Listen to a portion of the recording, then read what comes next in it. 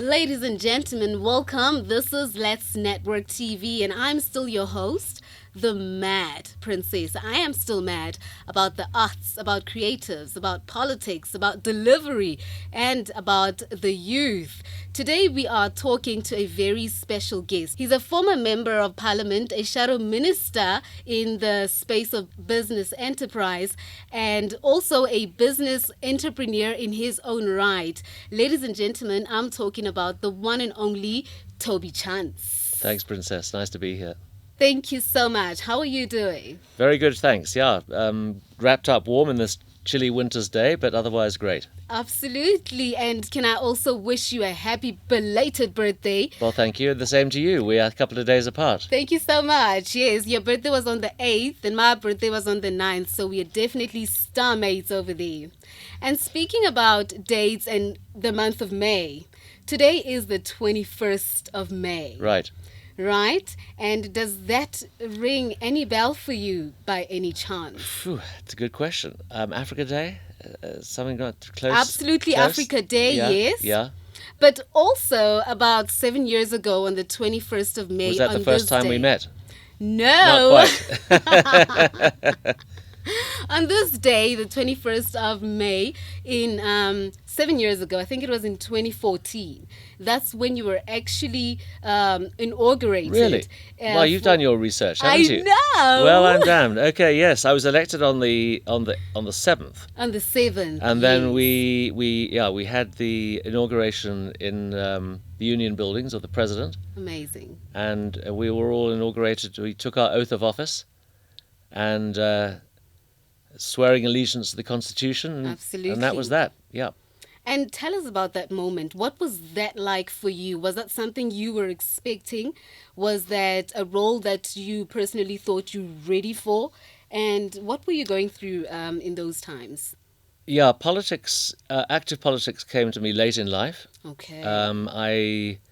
It was a very proud moment for me, actually. Having not been born in this country, I was born in the UK. Yes. But my political leanings, were stirred as a student, and I always saw myself potentially becoming a public representative. It just didn't happen in the country of my birth. Yes. But of course, I'm a citizen of South Africa now, and I think it was a culmination of a lot of hard work. I mean, really coming from outside, coming from the business community. Yes. I had to earn my stripes for the DA. You don't just walk into a position easily. True. And in my case, I had to, start at the bottom and become a branch member and ascend the ladder, and then eventually subject myself to the selection panel. I hear you. And, going through all those hoops eventually landed me in Parliament. So I felt pretty pleased with myself. Oh, amazing, amazing. And basically with me wearing blue today, and I'm probably going to claim that my blood And I'm is wearing blue yellow. today. Wow. I thought I was going to, represent and say, Toby, today my blood is blue. Yes. Is your blood still blue? Yes, it's very blue. All right. It's very blue. Yeah. All right. Yeah. Now, let's talk about some of the attributes that you would say it takes for somebody who is in the position, that leadership position role that you undertook in the space of business enterprise, right? And you actually led that role in from an opposing political party point of view. Yes. Right? And now from talking about the party that's leading us at the moment, what attributes would you say is needed for someone that is to drive the business sector, especially working with the youth as well? Well, I think that to deal with your first question, I volunteered my role as the Shadow Minister for Small Business Development. Okay. And was appointed by the then leader and the chief whip based upon my experience in business. Yes. And I think that is a critical qualification, actually, to have had some experience in the private sector, particularly with small business. Because small business is the Cinderella of business. In other words, small businesses are not listened to generally. True. Big business has all the tools at its disposal to get things done along the way, that they want it done. Mm-hmm. And small businesses generally don't have a voice. True. They don't have the resources. They don't have the depth of experience. They don't have the capacity to get their voice heard. So I saw it as my job as the shadow minister to represent them as best I could. Yes. From an apolitical perspective, in the sense of, business is business irrespective of the politics around them. So my job was to try and put the case for what small businesses needed to encourage them to start up, grow and thrive. So far as the current government is concerned, I think that unfortunately they are dominated by a different outlook. Yes. Which is to say that they believe in the role of the state more than the private sector. Yes. And they believe that businesses are exploitative of people rather than providing them with an opportunity to grow and build their wealth. Yes. And that often leads to an antagonism between the ruling party and business, which is unfortunate because that's holding us back as a country. That's true.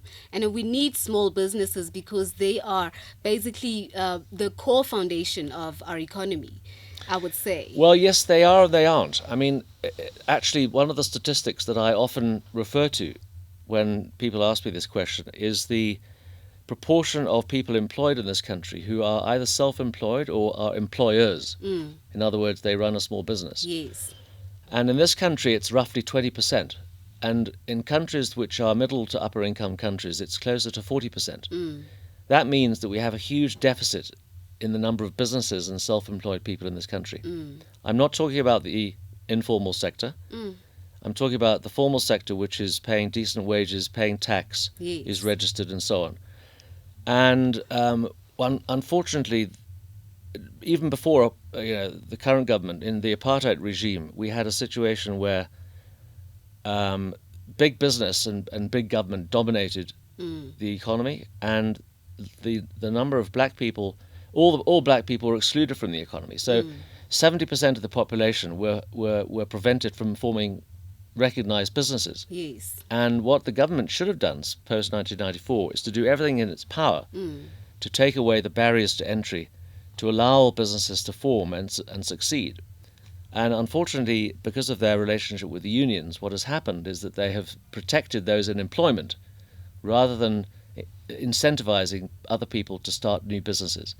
So if we had the number of businesses that most other countries have, then our unemployment problem would disappear overnight. Yes. So the priority must be to create more businesses, not for the government to create more businesses, Yes. but to provide the environment and the circumstances and the incentives for you and me, people Yes. out there who have Yes. entrepreneurial instincts to go and True. start and run businesses. And obviously also offer things like resources and tools and upskilling programs, but also that are ongoing, I believe. Yes, but you see, there's a limit to what the state can do. There's incredible inherent entrepreneurial spirit in a lot of people that hasn't been allowed to flower and prosper Yes. because there are just so many obstacles. And so one government has to just try and take away all the reasons why somebody wouldn't want to start a business. And yes, of course, support is important. But if you look at economies across the world, Yeah. the economies where you have freedom and lack of red tape and lack of regulations, and you have labor markets which are flexible, those are the countries where you have a thriving entrepreneurial sector. True. All right. Well, that was a mouthful on its own. All right. And we appreciate it so much because that's absolutely the information that we need as young entrepreneurs as well as businessmen as well. Now, let's talk. You mentioned earlier that you were born and bred in England. Yes. And you came to South Africa in the 1980s. 84. 84. I drove across Africa, in a truck. Yeah.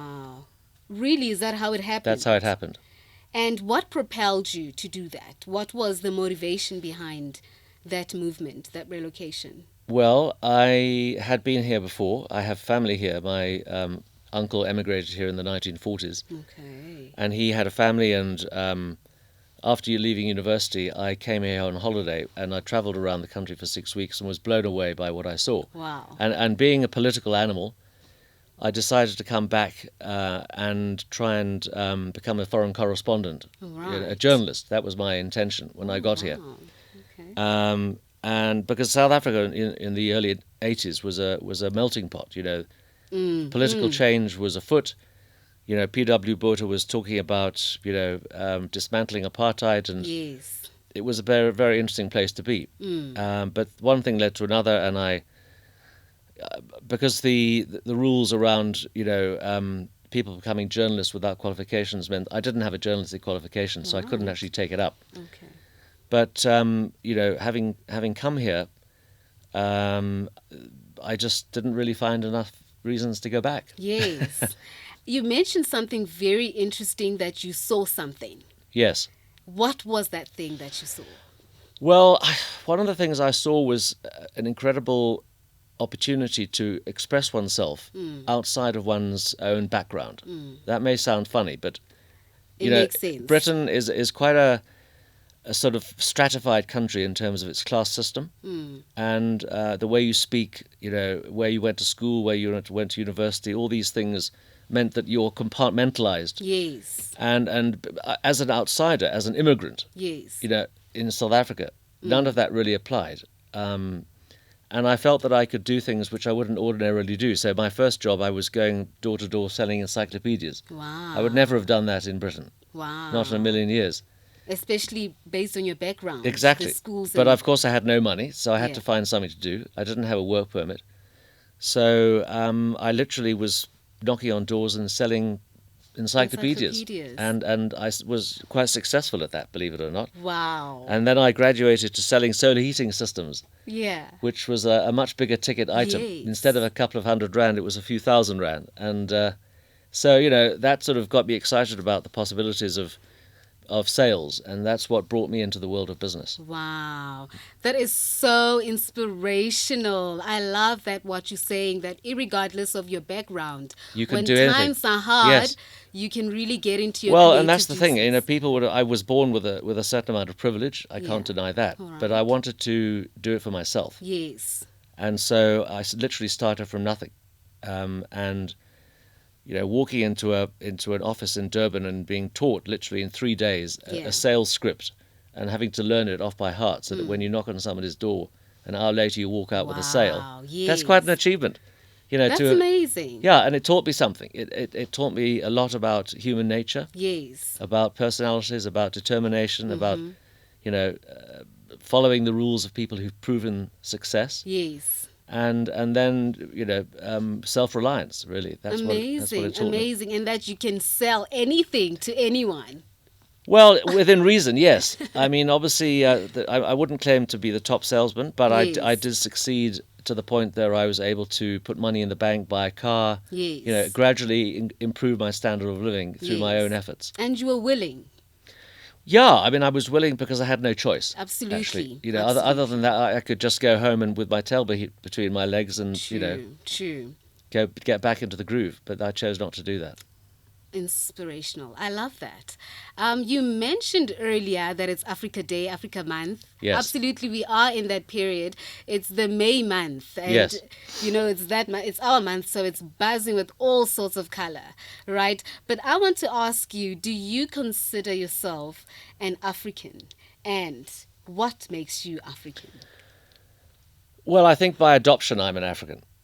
I think one can adopt a personality or a nationality around one's chosen place of abode, Absolutely. and just like people who immigrate to any country. Obviously, America is the classic case. Yes. The American dream basically is that anybody that arrives in America is prepared to swear the oath when they arrive, and abide by its values and principles, can claim to be an American. I don't True. see why you shouldn't do the same in South Africa or Africa for that Yes. matter. It's not a matter of your colour, Absolutely. but it's not to say that there are different cultures which are, let's say, traditionally African, and obviously I don't possess all of those cultures because I wasn't born into them. Yes. But one can adopt certain of them. One doesn't have to adopt all of them. True. I probably would find it difficult to slaughter a sheep in my backyard, but it doesn't mean to Yes. say I'm not an African because I don't adopt that particular aspect of Absolutely. Africanism. And there are a lot of Africans that also Who don't wouldn't want to do that? practice Right. that culture. But you see, I've traveled to over 25 countries in Africa. And obviously coming down from England on a truck, literally, living on the basics, visiting countries that have cultures that are so varied. One realizes that in a country like South Africa, which has so many different cultures, not just indigenous but imported cultures, that unless we have tolerance of each other's cultures, we're never going to get on as a country. That's true. And that means that we are prepared, if we are prepared to put our South African identity above every other sub-identity, we have a chance to make this country work. But if we choose to put our, let's say, tribalistic, and I refer to that in the broadest sense of the word, culture and identity first, then we're never going to build a country which is open to all. I hear you. What is your African dream? I think a lot of people in Africa have not been able to fulfill their dreams because of oppression. Yes. And Africa is let down by its leaders.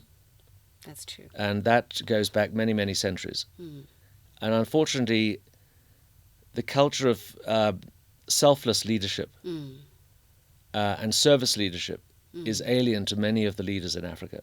Not just in Africa, many other countries in the world, but particularly in Africa, which is why we have the worst levels of economic development or development in terms of any measure of any continent on earth. We haven't had that leap in prosperity that began in Europe, moved into North America, Asia, South America. We haven't had that yet. There's too many people living in absolute poverty.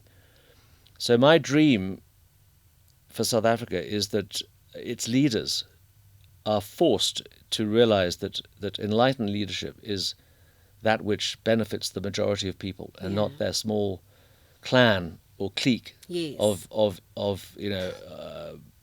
connected people. And unfortunately in South Africa, the cadres, that's what we've seen in South Africa in the last 15, 20 years.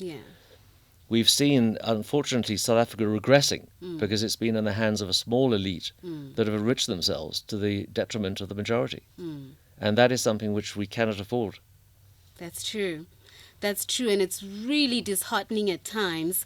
And, speaking of the events that are also taking place in the country at this moment during the May month, is that we're also going through that phase. It's time for the politicians are also coming out in numbers, looking for the votes, looking to sell us their votes.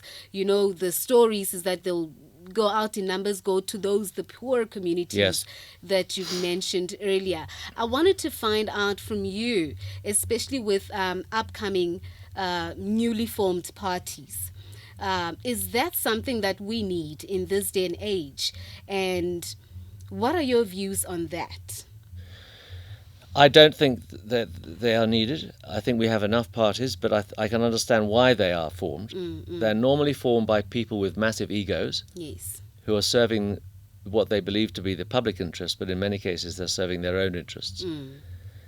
And I think that, unfortunately, the DA has been a victim of that, both in terms of people who have left the party and formed other parties, but also people who are using identity politics to establish their own parties, to try and win over the votes of certain identifiable communities, normally based upon race and culture. And that goes completely against what I said earlier, which is that the future of this country rests upon having a South African identity. True. And basically establishing one's values as the criteria for one's political allegiance, or setting up a political party.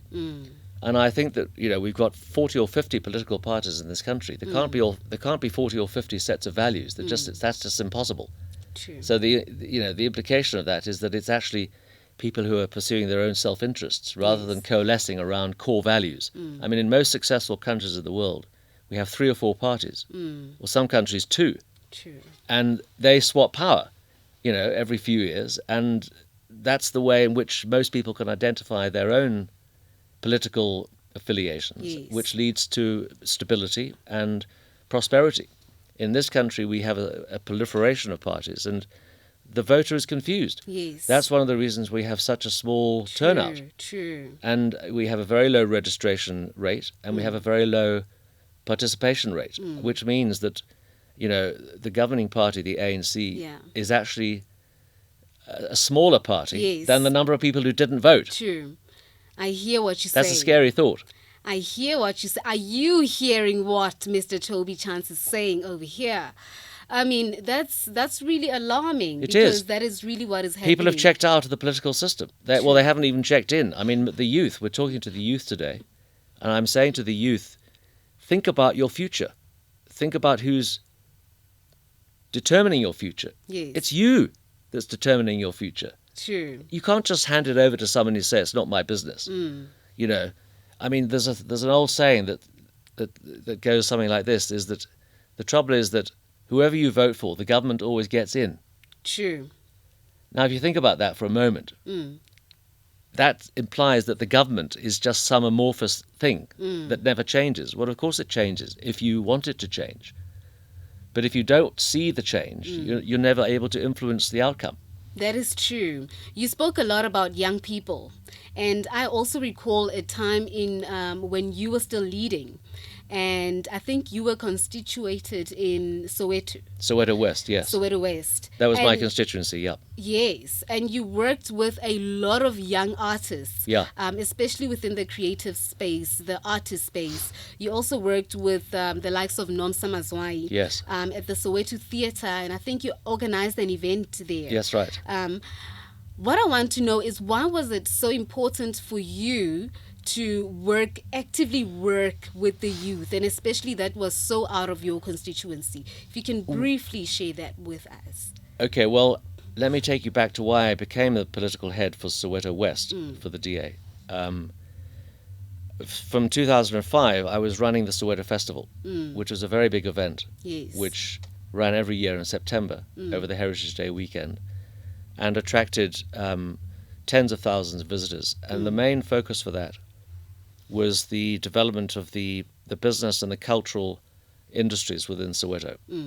So as a result of that, I met many, many people, individuals, artists, creative types, business people, and generated an understanding of what the socio-cultural, economic, status of people in Soweto was. So I was naturally drawn back to Soweto when I became an MP. I hear you.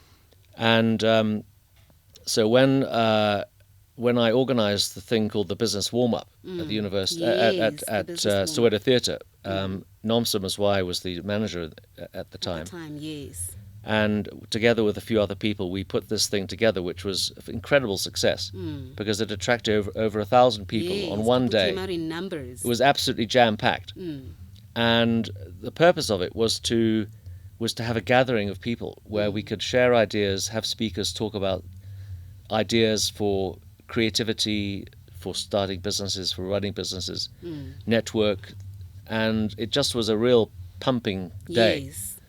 And I think that type of activity, that type of event is very inspirational because it gives people a sense of role models. If they can do it, then I can do it, and sort of some thing. sense of direction as well, right?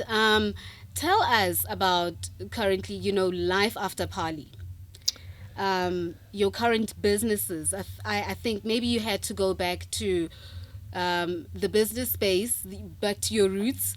You've also formed part of many businesses where you were a CEO and manager from all sorts. Yeah. Just let us know briefly now, what are you doing in terms of business, and is there a place for young people in what you're doing currently? Okay, well, I'm involved in a few things. Okay. I have invested in a business which is building an e-commerce platform for the township economy, which means that we're providing businesses with the tools and the resources to become more competitive. All right. Fundamentally, that's what's holding small businesses back from growing. Yes. And so we're providing them with a set of tools like training modules, digital currency, procurement at better prices, logistics support, Yes. all the things that would be necessary for a business to be more professionalized. And by doing so, they naturally formalize. So we're not like Treasury trying to get them into the tax net to pay more taxes. We're saying that by growing and becoming more successful, you will inevitably end up paying more taxes. But that's good for the country, but it's also Yes. good for you because it shows that you're growing as a business. All right. So, we're targeting any business. It could be a doctor, a spaza shop, a creche, a transport business, any business that needs to professionalize using love these that. tools. I love that because that is exactly what the youth of our country are looking for. That's people like Yeah. myself. Yeah. That's people like our viewers at home as well. So where would you say we can find out about all this information? Well, the business is still in its very early stages. It's called 0360. And our tagline is all you need. All you need. So the idea being that if you become a member of the 0360 ecosystem, it'll Yes. provide you with all you need to become successful as a business. Obviously, you've still got to have the motivation to be a business person. You've got to have a product or a service that Absolutely. people want to buy. Absolutely. But if you want to grow and particularly grow beyond your own little environment, one of the Yes. problems with township businesses is they operate on a very small scale, both geographically and in terms of their market space. So we're providing them with access to a much bigger market and also more customers and tools to enable them to become successful. I love that, and I think I can suggest that we can keep in touch with Sure. you with regards to the project, how things are going and so forth. With pleasure. All right. I'm so happy you could be with us today. What an honor. What an absolute pleasure. There is so much I think we have discovered today and laid out, especially for the youth, because that is the reason why we are here. So we're going to be in touch with Minister Toby Chance. If you would like to find out more and also about upcoming projects and activities, you can catch up all on that on our Facebook pages, which is Let's Network TV. That's Let's with the $ Let's Network TV. And also you can follow us on at The Mad Princess on our Instagram pages. We will also put down Dr. Toby's details down on the screen for you, and you can also be able to connect with him. I know that you will be very open Definitely. to anyone that has anything tangible and concrete to say and to offer in terms of the business space, and we encourage that. I absolutely encourage that. Any last words you want to share with us? No, except to all those people out there that are watching, not just follow your dreams, but never give up. It's very easy to think that you're never going to make it, because there are lots of barriers to success and lots of people who want to pull you down. But don't let people's own experience deflect from your own determination to be successful. And there's nothing wrong with being successful. In fact, success is not just measured in monetary terms. It's measured in lots of different ways. In your family life, in your ability to look after your nearest and dearest, your loved ones, in order to fulfill your intellectual curiosity. I mean, there are just many, many ways in which one can become successful. But ultimately, that's my message, is, stick at it. Stick at it. Many, many ways to skin a cat. And don't be shy, don't be afraid. Go on out there and just do it. Thank you so much for tuning in. Nzekile ngwanaga o mama, let she go. And if you can't say my name, just call me the Mad Princess. And it's a wrap.